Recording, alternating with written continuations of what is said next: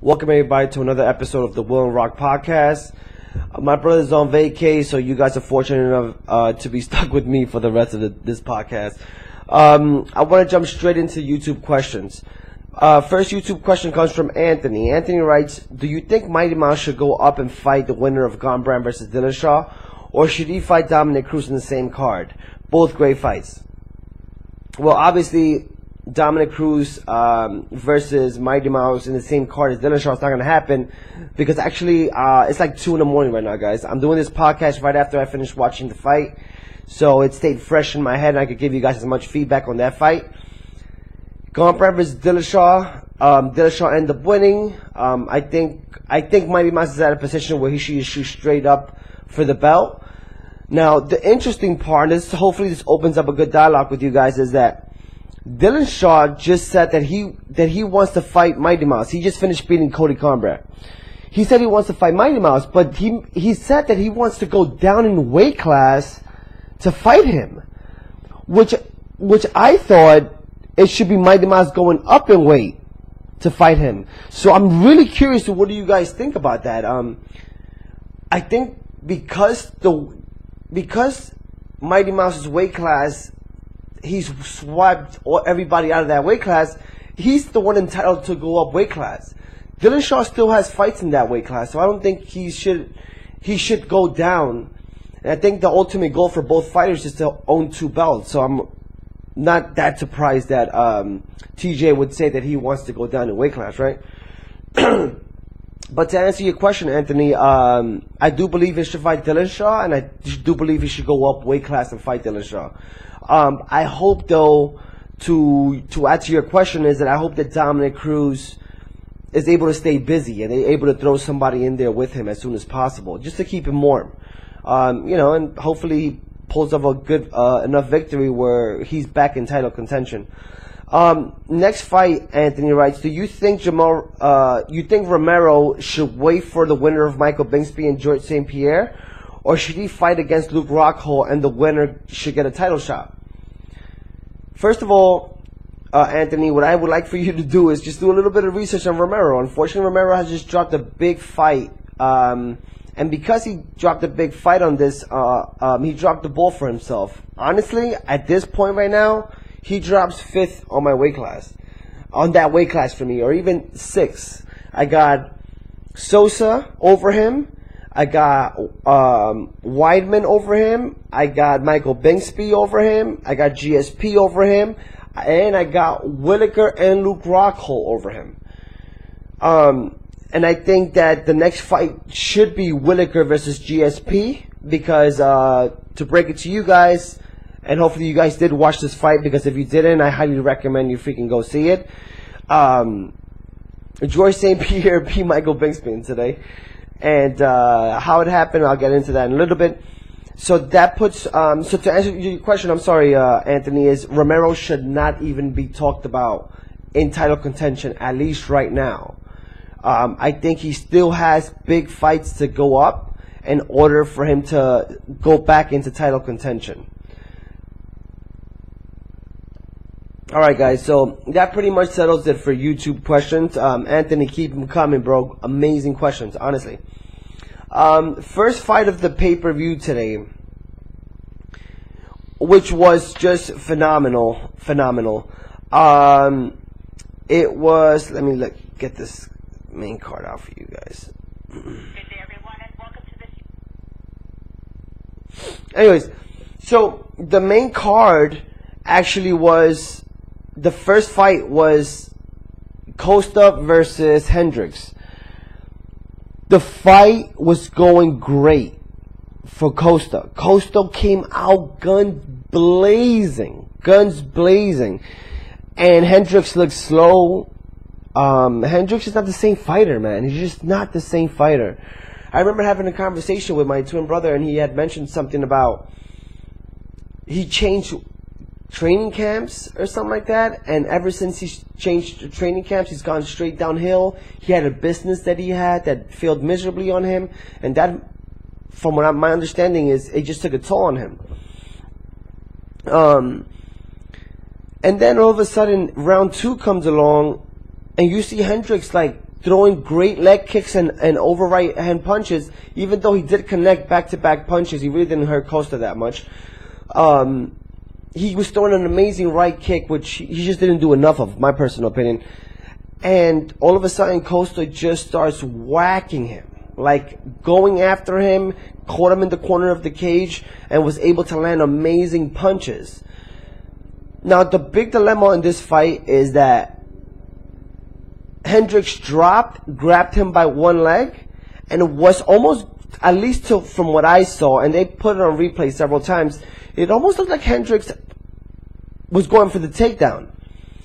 But Costa had him so, I guess, wobbly and like so out of it that Merliatas jumped straight in and called a fight. And that's what got Costa the win. But don't get it twisted. Costa was dominating the whole fight. I'm telling you from what my point of view was, is like it almost looked like it was stopped too early. The reality, it almost seemed like it was the right call just because Hendricks stood no chance versus Costa. Now, just to talk a little bit about Costa, this kid, man, he is a fucking animal. And if you guys haven't seen his fights, I recommend you YouTube him. Just start watching several of his young career, because he's a really young guy, phenomenal shape. The fucking guy looks like a superhero. So he's a good looking dude. So not only is he's a great physical specimen to the sport, but he's easy to market. He'll be easy to market. And he's just explosive, man. Explosive. He seems like he has everything put together. He has a great training camp behind him. So yeah, it's going to be very interesting to know what his future lies, because he looks like the future champion for that weight class. Next fight which was what I thought was going to be the most exciting fight, and it was an amazing fight, don't get me wrong, but it wasn't the best fight, which is pretty interesting. Two stand-up bangers, Wonderboy versus Masvidal. What a freaking great fight, man. I will say, if it went to decision, by the way, the only card in the pay-per-view that actually went to decision, which is why I feel like this is the best fight of best card of 2017. Hands down. There's not a better card in this. The way Wonderboy kept his distance and just kept throwing a right leg kick straight to his abdomen, it was just enough to give him space, to give him enough range to throw a couple of combinations. It was done so well. This is what makes Wonderboy so goddamn dangerous. Now, the only issue is nobody really wants to see Wonderboy versus Woodley. The trilogy won't sell, and unfortunately for the UFC, it's almost looking like they don't have another opponent for Woodley, and it might come down to Stephen Wonderboy Thompson. But I will say also that Thompson could also just take another fight just to stay busy at this point. Did a phenomenal job. Much respect for Masvidal. Masvidal is really one of these guys that whoever you put in front of, he's gonna fight. Always calls out fighters. Is not shy. It doesn't shy away from talking crap to fighters. But unfortunately, it just wasn't his night. Next fight, which is probably the biggest fucking shocker this year.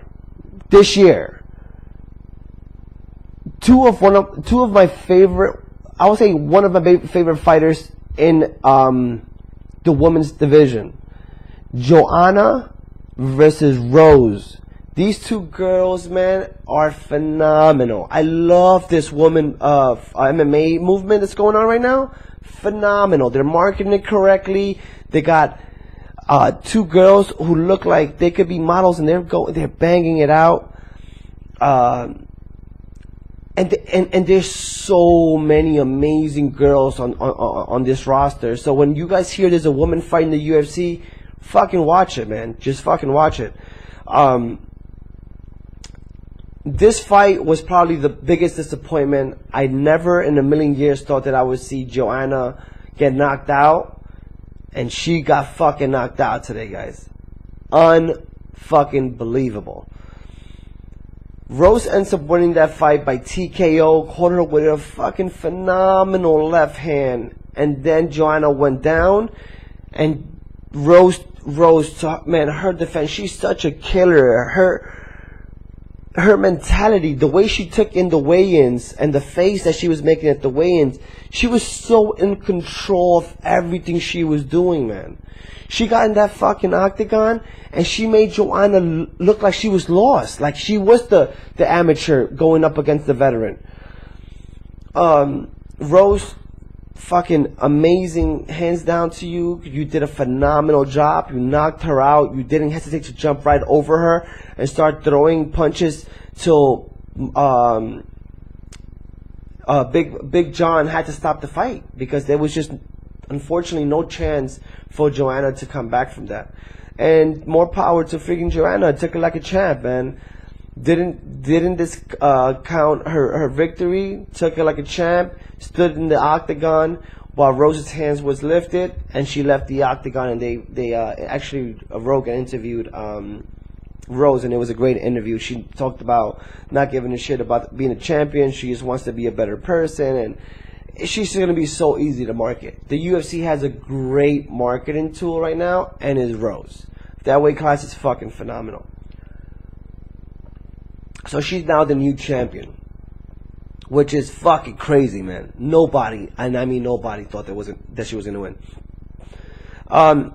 Next fight, which is another championship, was Cody Garbrandt versus TJ Dillashaw. This fucking card did not, or I should say this fight did not disappoint at all. They went in it, it was a chess match that it looked like Cody was winning. Dillashaw looked a little bit lost. I almost thought Dillashaw that had nothing left for Cody after the first round, because he looked pretty lost. And actually Cody caught him with a great right hand. And I thought the fight was over, but luckily for Dillashaw, the round that happened within 6 seconds of the first round, and it wasn't enough time for Cody to like get it together and knock him out, so he was safe from that round. Second round, Dillashaw throws this fucking crazy left kick that lands right in the temple of Cody. Cody goes down, almost looks like the fight's over. He finds his way back to his feet, and they go back at it. My personal opinion is that that's what really caused him to lose this fight. That threw him off. I don't think he expected that kick. I don't think he expected for Dillashaw to hurt him that bad. That threw him off to the point where he stood no chance. Dillashaw came in, caught him with a phenomenal short right hook. Fight's over. Great job by I think it was Herb. You know what? I'm not sure. No, it wasn't Herb. I'm sorry. Merliata or Big John. I'm not sure which one of the two was, but they jumped in and fight was over. Another upset. Everybody had Cody beating Dillashaw. Now Dillashaw's the champion again. Dillashaw calls out Mighty Mouse. That's a whole new fucking can of worms there. Anyways, Dillashaw did a phenomenal job. Next fight, guys. Main event. George St. Pierre versus Michael Bisping. What a fucking great fight, man. What a great fight. First round, GSP took full goddamn control of it. Beat him with the right jab. Threw great kicks. Inside leg kicks as well. Threw some body kicks as well. And just kept the distance from Bisping and connected very well. Second round, I had called it out. I was with one of my friends, and I had called it out. I said, man, GSP is getting winded. He's breathing from his mouth. This is not a good look for GSP. And keep in mind, GSP gained some weight to going into this fight, so it's easy to understand why he would be so winded. Second round ends. I still gave it to George. I think George did more than Michael, and that's why I think I felt like he deserved the second round. Long story short, third round comes along, and GSP turns out to be the old GSP. Catches Michael Bisping with a pretty long left hook that dropped him completely. GSP jumps right on top of him and start throwing some nasty fucking elbows. Some really, really nasty elbows, which I thought they didn't really call that out very well, Rogan and DC and John. And he kept landing them, and fuck, man, Michael Bisping took a fucking pounding down there, and he was able to grapple his way till he hold him. If you guys saw the beginning of the fight, George St. Pierre couldn't keep Michael Bisping down, even though when he took him down, Michael Bisping just shot straight up. So Michael Bisping, I think, felt like he could have done that. He didn't realize how freaking wobbly he was, and by mistake gives his back to GSP and to this freaking goddamn professional of George St. Pierre, old GSP, grabs him from behind, gets him in a rear naked choke, and is fucking sinks in. And this is why I love Michael Bisping, man. Any other fighter would have tapped in that. Any other fighter would have tapped in that. What does Michael Bisping do? He fucking let himself get choked the fuck out. George St. Pierre wins by rear naked chokes. He puts freaking Bisping to sleep. Now the biggest question is, oh, by the way, guys, I mean, obviously another upset, right? Now the biggest question is, what does George St. Pierre do? He's got his feet wet. He got a good fight in. Looked really good. Was fighting at a freaking high, at a bigger weight class, which you could tell he had a lot of muscle in him. You could tell he was a little bit slower with the right jab, as he usually is. Really on point with it. Anyways, fight ends. What happens to him now? Should he stay in that weight class and fight Whittaker? Should he stay, or Luke Rockhold, for example? Or should he stay and go down in weight class and go to welterweight and find his fight there? This is something that George St. Pierre has full control of, I feel. Because that weight class for him, there is fucking killers in that weight class. I just mentioned by answering Anthony's question about Romero.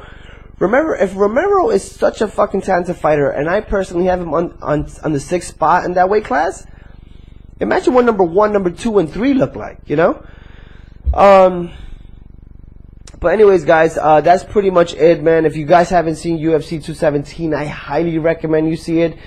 There's not going to be a better card this year. There's just not. I don't see it happening, and I don't see fights going that freaking long for TKOs to happen so dramatically, which is fucking phenomenal for any card. Easy to promote the card. Alright, guys, so continue following us on the Will and Rock podcast on Instagram, and the Will and Rock on Twitter as well. I'm constantly posting different things, different comments on it. And yeah, guys, follow us, please. Any comments you want to leave, Anthony, if you want to reply to what I told you about the whole Romero thing, please feel free to reply as well, man. Love you guys. Thank you. Peace.